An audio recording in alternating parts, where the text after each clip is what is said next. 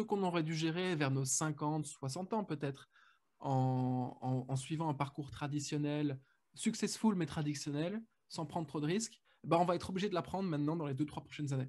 Et ça n'a pas de valeur. Et donc ça, je suis ultra reconnaissant.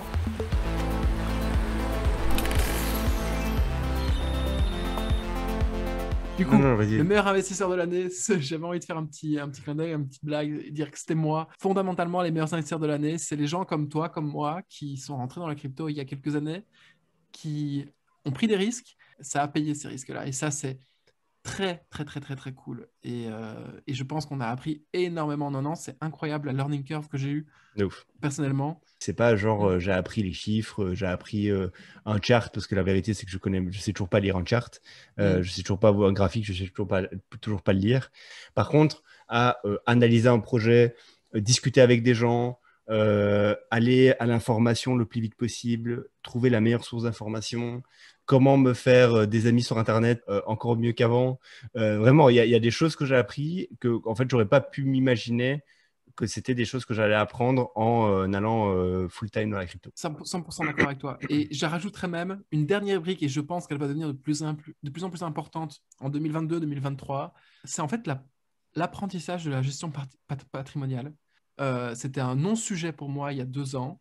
Je suis sûr que si toi et moi on montrait notre situation patrimoniale à n'importe quel gestionnaire, le gars, ses yeux sortiraient de leurs orbites et il se dirait, mais vous êtes complètement con, complètement fou, arrêtez vos conneries. Mais au-delà de ça, ça va devenir un sujet et apprendre à gérer des sommes qui sont inévitablement, tout simplement par l'effet boule de neige, de plus en plus conséquentes, ça n'a pas de prix en fait.